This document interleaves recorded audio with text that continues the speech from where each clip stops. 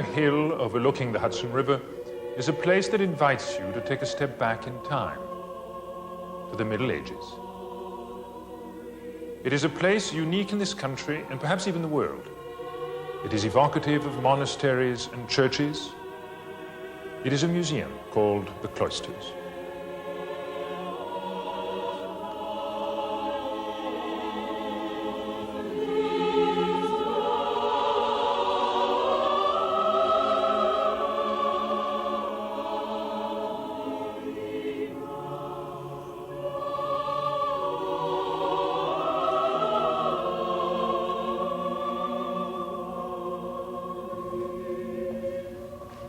I'm Philippe de Montebello, Director of the Metropolitan Museum of Art. It is my pleasure to escort you through the Cloisters, the branch museum of the Metropolitan that is devoted to art created during the Middle Ages.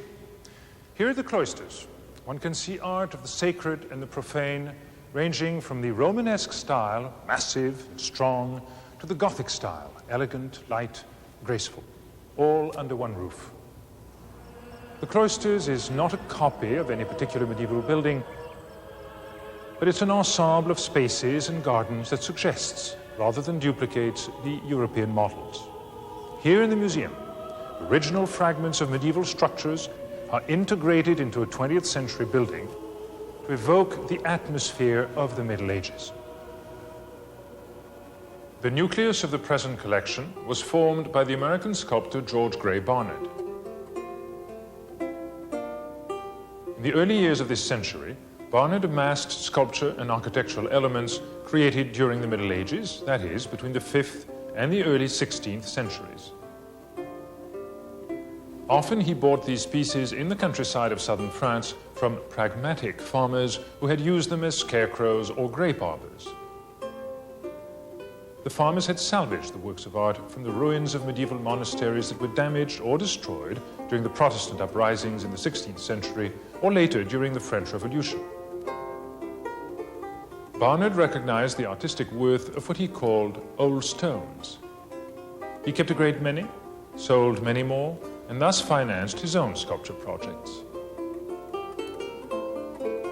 When he returned to New York on the eve of the First World War, Barnard founded a museum in northern Manhattan on Fort Washington Avenue.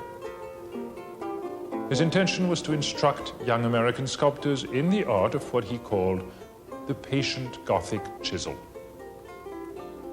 The Metropolitan Museum purchased most of Barnard's collection in 1925 with funds given by John D. Rockefeller Jr. Built atop a rocky wooded point, the setting of the new Cloisters is reminiscent of many medieval monasteries and castles. Not only was the land around the site preserved, but so was the view from the museum.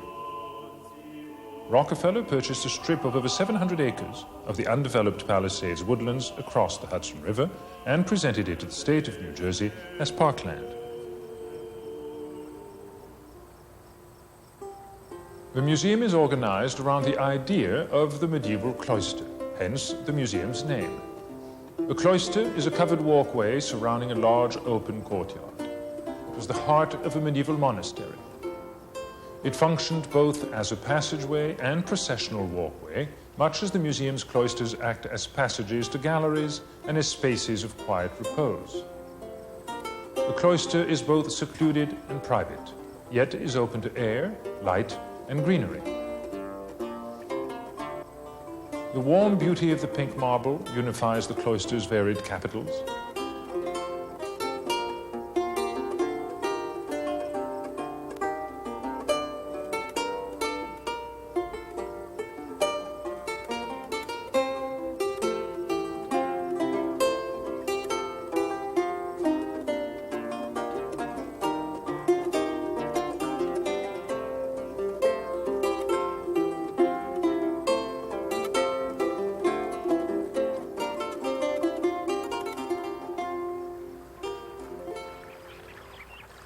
The medieval cloister was a place of meditation and, because of the abundance of natural light, an ideal location for reading the scriptures. But cloisters were not always the serene places we imagine. While reading, monks were expected to repeat each word quietly but audibly. A buzz of devotional recitation would have permeated the cloister at certain times of day.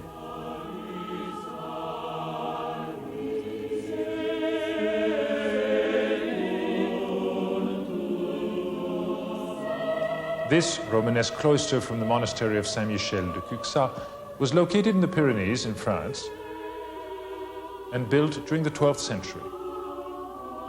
Before it was damaged and scattered, the cloister at Cuxat once measured some 150 by 130 feet, approximately twice the size it is today. In keeping with the plan of a traditional monastery, the church is located just off the central cloister. Here is the 12th century apse from a church in the village of Fuentidueña, north of Madrid. The rounded apse is constructed of nearly 3,000 massive blocks of ochre-toned limestone, numbered, carefully taken apart on the site, crated, and then reassembled with the cloisters.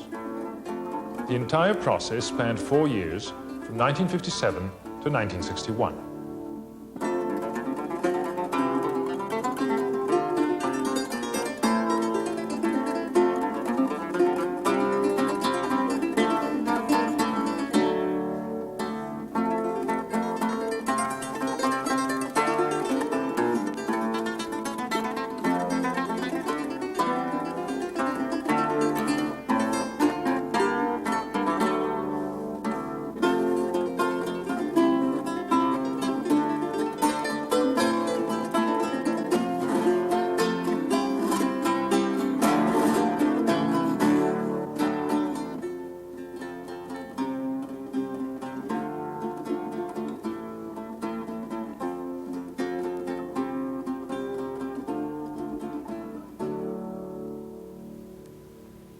The graceful arch and semicircular barrel vault are crowned by a half dome.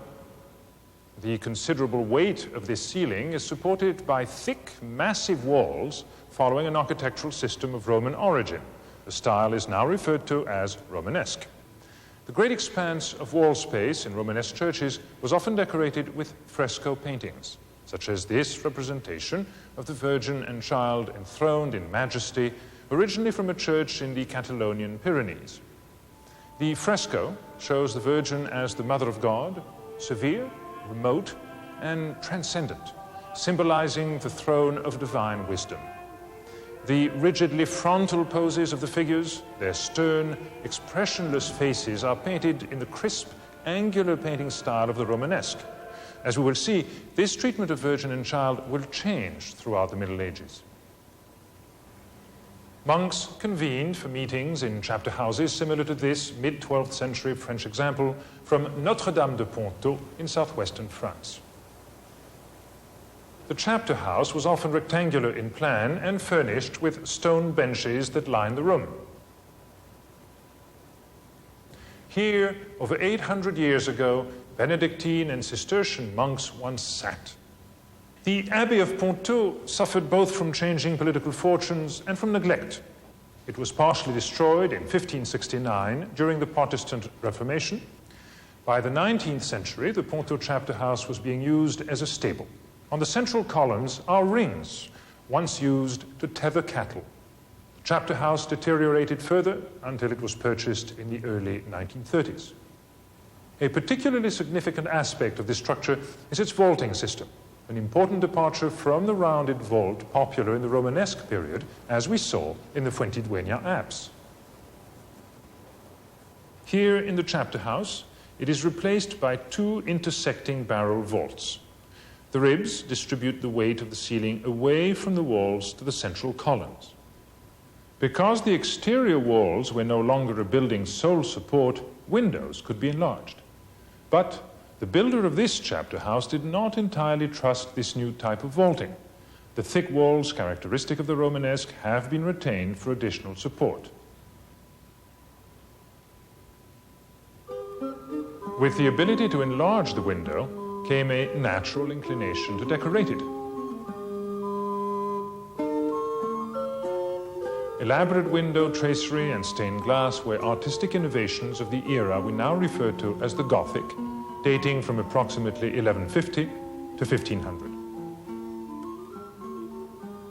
The pointed arch is the element that made the high ceilings of Gothic buildings possible. and ribbed vaults, supported by buttresses on the exterior, permitted the so-called Gothic cage of stone, whose wide, lofty openings were ideal spaces for glowing compositions of glass.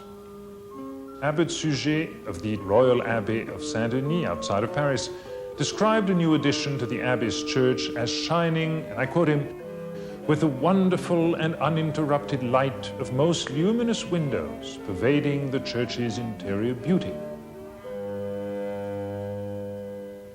The Gothic period is characterized by an increasingly warm, human quality reflected in the rise of popularity of the Virgin Mary, who interceded between man and his God.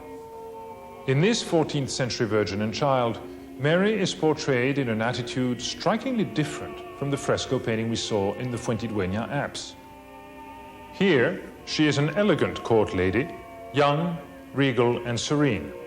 Her posture swings in a graceful S-curve, carefully balancing the Christ child, now represented as a chubby-cheeked, playful infant, far different from the stern man-child of Romanesque interpretation.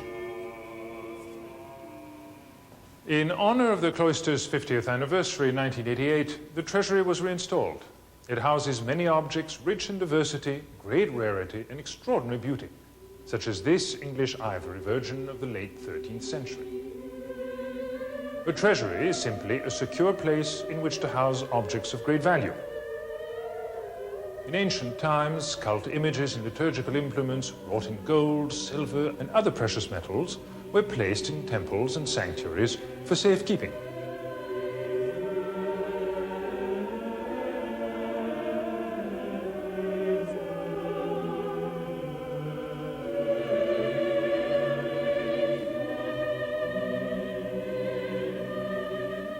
By the Middle Ages, almost every cathedral and abbey church, however small, had some form of treasury.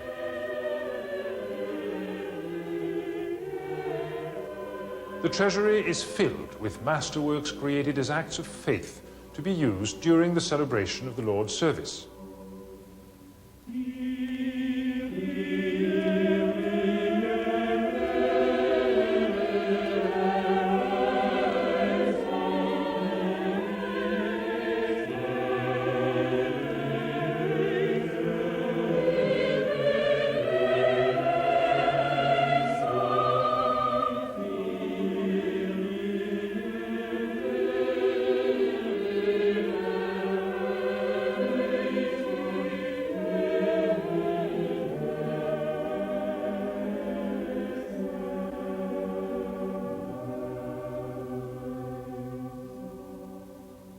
The painting, Scenes from the Life of St. Augustine, shows a variety of ecclesiastical objects, like those displayed in the treasury, in practical use.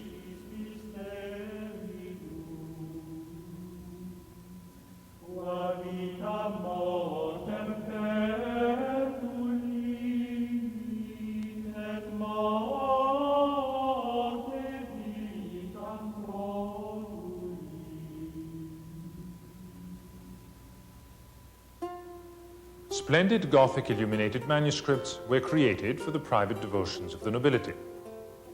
This luminous Book of Hours contains prayers to be said at each devotional hour of the day observed in monastic life. It was commissioned in 1413 by Jean, Duc de Berry, brother of King Charles V of France. The artists were the brothers Limbourg, miniaturists who were brought to France from the Netherlands. Painted in tempera and gold, the illustrations are elegant, courtly, and almost ethereal in style. The term illuminated manuscript might have been coined for this book, which shimmers with light and color.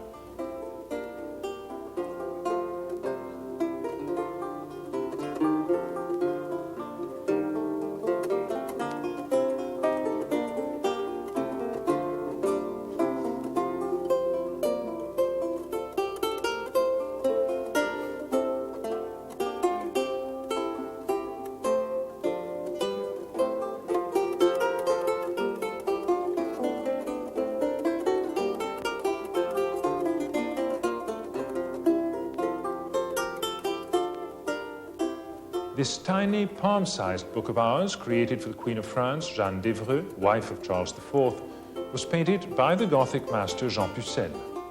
The book measures only 3.5 by 3 inches and would have fit quite comfortably in the Queen's hands. Whether produced for clerics or princes, much of the art of the Middle Ages expressed man's preoccupation with both the spiritual and earthly realms in his search for salvation. Here in the treasury are secular objects as well. A French 13th century jeweled salt cellar made of rock crystal and gold. A German double cup bearing a coat of arms composed of 3 upended conical hats. An enameled beaker decorated with the mischievous antics of a band of apes who rob a sleeping peddler. A ceremonial ewer topped by the figure of a mythical wild man who symbolizes the might of its owner. A sparkling silver-gilt brooch in the shape of the letter E, which bears the inscription, "Fair lady, may I always remain close to your heart." A set of playing cards, whose 4 suits depict elements of the hunt, one of the earliest full deck of cards to have survived to the present day.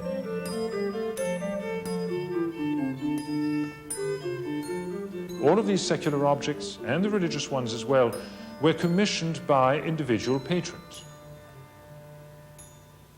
One patron commemorated his family in this elaborate tomb ensemble. It was probably commissioned in the early 14th century for the necropolis of a family at a monastery in northern Spain. The effigies of the Count of Urgel and his wife, Cecilia of Foix, are installed one above the other in a double tomb. Great detail was lavished upon these stone sculptures, such as the elaborately embroidered and tasseled cushion which supports the head of the Count, and the richly ornamented cap worn by Cecilia. Yet, as specific as these tomb sculptures might be, they were not intended as portraits, but as commemorations. The high Gothic effigy of the Crusader knight Jean d'Alluy is an eloquent example of an idealized funerary monument. His effigy embodies the knightly qualities of strength and courage, symbolized by the lion crouched at the knight's feet. He is represented as a young man, armed in mail with his sword and shield, his hands joined in prayer and his eyes open. Jean d'Alluy joined a crusade to the Holy Land in 1240, returning to France with a relic of the True Cross. After his death a few years later, this effigy was installed in the abbey he had founded near Le Mans in northern France. This room contains an extraordinary set of tapestries woven in Brussels in about 1500. It depicts the quest for the mythical unicorn.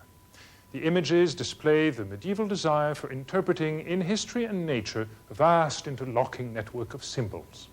While the tapestries may be read as the popular tale of the hunt for the elusive magical unicorn, they can also be explained as a tale of courtly love, representing the search and eventual capture of the lover bridegroom by his adored lady. And there is the Christian interpretation as well, a symbolic retelling of Christ's suffering, crucifixion, and resurrection.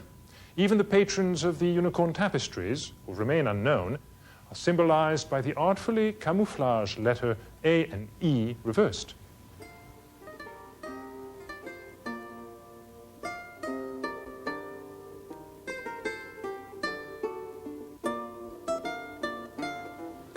The Lord of the Hunt and his companions set forth on their quest for the unicorn. On leash are greyhounds, who chase by sight, and running hounds, who chase by scent. One of the party calls in the distance that the quarry has been sighted. The hunters gather around a fountain. They watch the milk-white unicorn dip his purifying horn in a poison stream. Waiting to drink the water in safety are creatures whose natures were praised by medieval writers. The noble and valiant lion who sleeps with his eyes open. The stag, a destroyer of dangerous serpents, sets lessons for Christians in the ways he protects his kind against the hazards of life. The hunt continues in earnest. Dogs are unleashed and spears are thrust. but the unicorn nimbly leaps the stream and eludes the hunters. The unicorn fights back. He gores a dog with his horn and kicks out at a huntsman with his hooves. He cannot be taken by ordinary means. However, he can be taken by cunning. The unicorn comes eagerly to the lap of a maid whose delicate hand rests on his mane. Medieval authorities agreed on the essentials of this episode. As the unicorn surrendered his fierceness and became vulnerable through his encounter with the maid, so Christ surrendered his divine nature and became human through the Virgin Mary.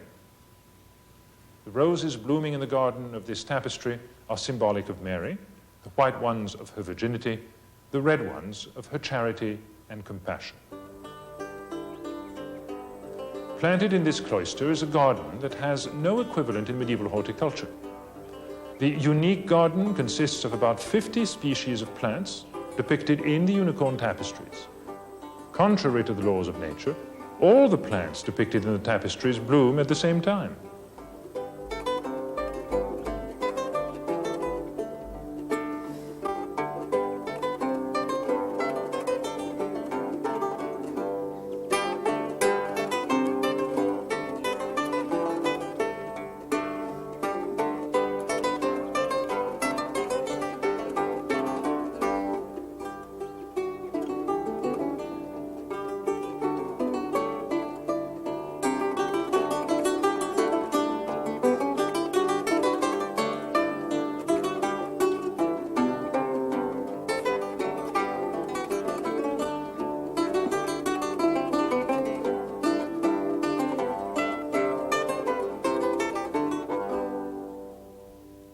The unicorn is slain. He is carried on the back of a horse to the lord and lady of the castle, who will benefit by possession of his magic horn, which was believed to have the powers of purification. In the final tapestry, the unicorn lives again. In this case, he represents both the risen Christ and the captured bridegroom. The imagery suggests that the tapestries were designed to celebrate a marriage, and many of the details reinforce this impression. What appears to be blood on the unicorn's body is pomegranate juice dripping from the tree above. The fruit symbolizes the church, Christ, and the promise of immortality. It also makes reference to an abundance of children. Even the tiny frog was reputed to have an aphrodisiac bone in its left side. Unlike the unicorn tapestries, the identity of the patron in Robert Campin's Annunciation altarpiece, painted around 1425, is clearly known. He is the merchant Engelbrecht of Mechelen, shown with his wife. The earlier mode of identifying patrons only by their initials or coat of arms has been replaced by actual portraits as large as the main figures and taking an active part in the drama. The triptych's central panel illustrates the Archangel Gabriel's announcement to the Virgin that she has been chosen to be the mother of the Son of God. Joseph is depicted in his workshop on the right wing. This is one of the greatest examples of early Flemish painting. For the painting, Robert Campin used the innovative technique of oil paint on wood panel. Campin represents a Flemish townscape and a middle-class interior with ordinary objects that also serve the symbolic needs of his story. The brass basin and the lily signify Mary's purity. The rays of sun entering the window give visual form to the allegory of Mary's perpetual virginity, for it was believed that just as sunshine could pass through glass without damaging it, so was the Virgin's womb filled with the Holy Spirit while leaving her virtue untouched. Even the mousetrap in Joseph's workshop is a reference to salvation. St. Augustine explained, "The cross of the Lord was a mousetrap for the devil. The bait by which he would be caught was the Lord's death." In addition to his meticulous rendering of objects, there is a solidity and sureness of form that is truly astounding.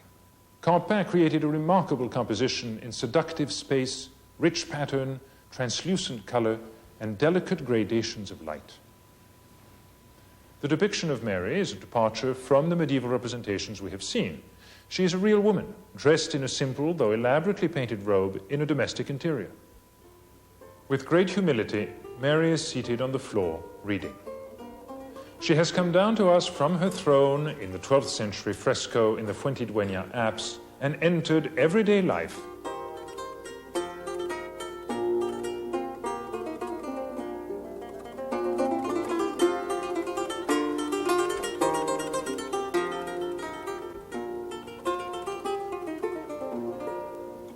I hope you have enjoyed our brief tour. Many more extraordinary works of art can be seen at the Cloisters. I encourage you to undertake your own personal exploration of the collection. A visit to the Cloisters, as you've seen, affords a unique experience of the medieval world in modern-day New York.